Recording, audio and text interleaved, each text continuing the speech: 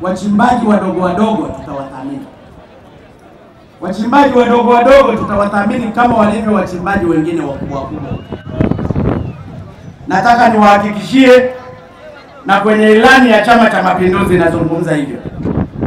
Kwa hiyo tutalinda maslahi ya wachimbaji wadogo wadogo, tutalinda maslahi ya wachimbaji wakubwa wakubwa, tutalinda maslahi ya wachimbaji wa kati. Lengo letu wote ni kuipeleka nchi pazuri. Na mimi nataka kuwathibitishia ndugu zangu Wanageta, nimeamua kufanya kazi, nimeamua kuomba nafasi hii kwa sababu nataka niwafanyizie kazi wa Tanzania. Naomba mniamini, na mimi kwangu ni kazi tu, hakuna kitu kingine.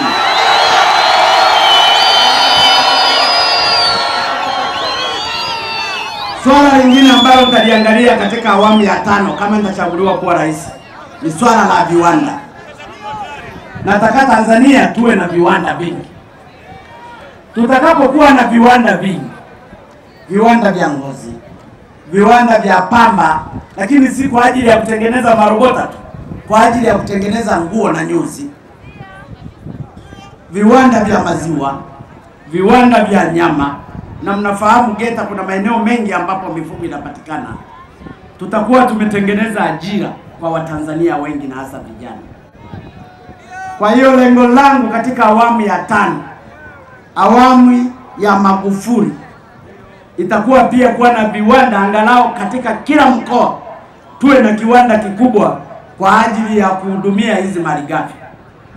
Ninafahamu ukienda kwa mfano Nzera kule, kuna mananasi mengi kweli.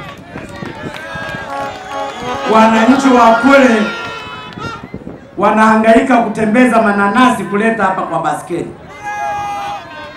Nataka niwaeleze, katika awamu yangu, awamu ya Magufuli, nitahakikisha angalau tunatengeneza kiwanda kimoja cha mananasi hapa Geita, makao makuu ya mkoa. Ili badala ya kuuza mananasi, tuuze juice nje ya mananasi. Na hili ndugu zangu linawezekana kwa sababu sasa umeme wa grid umeshafika hapa. Mananasi nayo yapo, na wakulima wapo, na mashamba yapo, na mbolea ipo, na watu wenye mioyo ya kufanya kazi wapo. Na kwenye maandiko yanasema asiyefanya kazi na asile. Nataka niimarishe hicho kilimo. Na mimi nasema ukweli kwa sababu msema kweli ni mpenzi wa Mungu.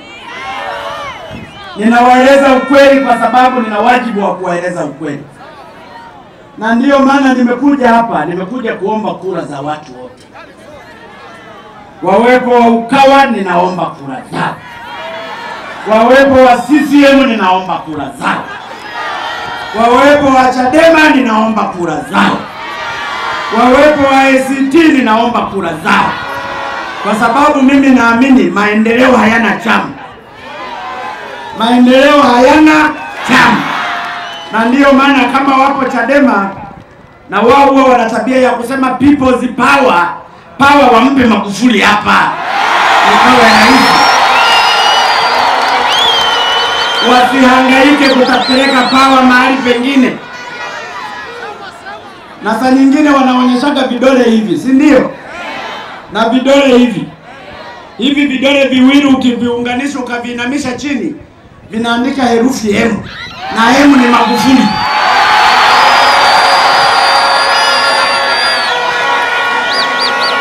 Vikiangalia juu hivi vinakuwa W, maana yake wa, maana yake watu wa Magufuli.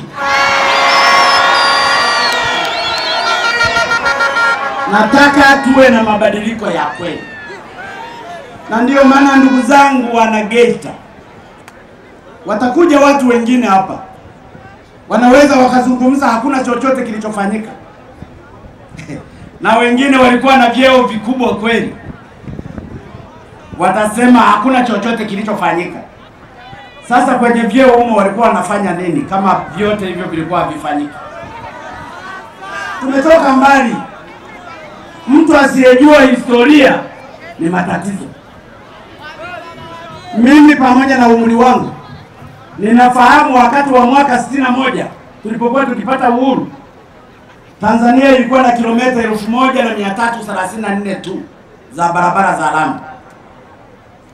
Leo miaka 54 iliyopita na hasa katika miaka 10 iliyopita, Mheshimiwa Jakaya Mrisho Kikwete na waziri wake John Pombe Joseph Magufuli wametengeneza kilomita 17,764. Madaraja zaidi ya 7,200 na madaraja makubwa makubwa mengine 12. Hapa Geita hapakuwa na lami. Hapakuwa na lami hapa. Enzi za waziri mkuu wa awamu ya 3 hapa hapakuwa na lami. Lakini atakuja hapa atawaambia hakuna chochote kilichofanyika. Akija mumkalishe kwenye lami, abono moja ya nchamama takurali ikisha.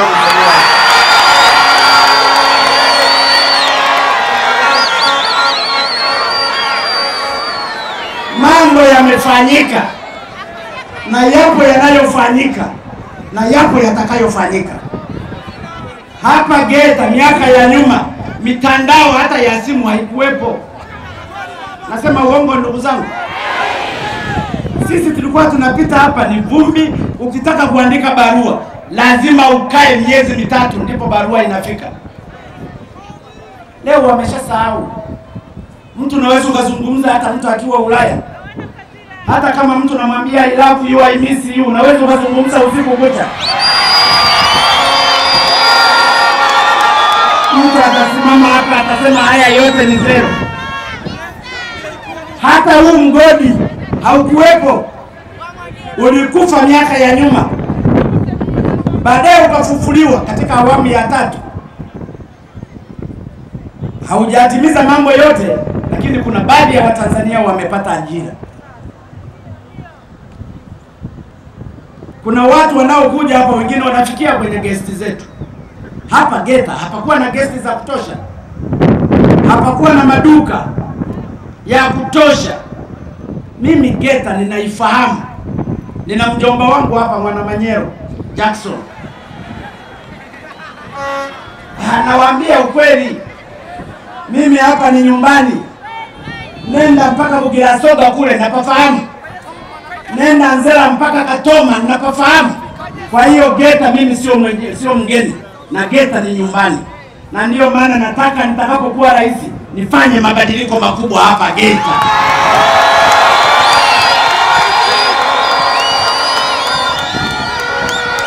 Haiwezekani mkoa wa Geita kila ndege inapokuja ikatulie kwenye GGM.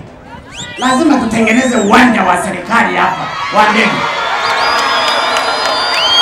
Lakini nataka niwaahidi, kama mtachagua vizuri, kama mkichagua vizuri. Umeomba kilomita ngapi za lami? Nilitengeneza ile ya kwenda kule hospitalini, si ndio? Nasema ukweli, na mimi nikisema nimesema.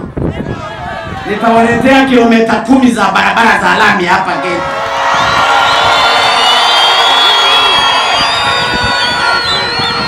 Nilipokuwa waziri nilikuwa naomba. Leo nimekuwa rais nitakuwa naomba. Nitakuwa natoa amri.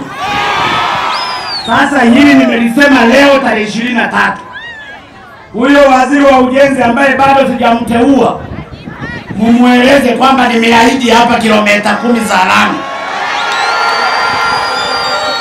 Na ole wake aache kuzitengeneza hapo ikwalo romo ikigerage ngumu.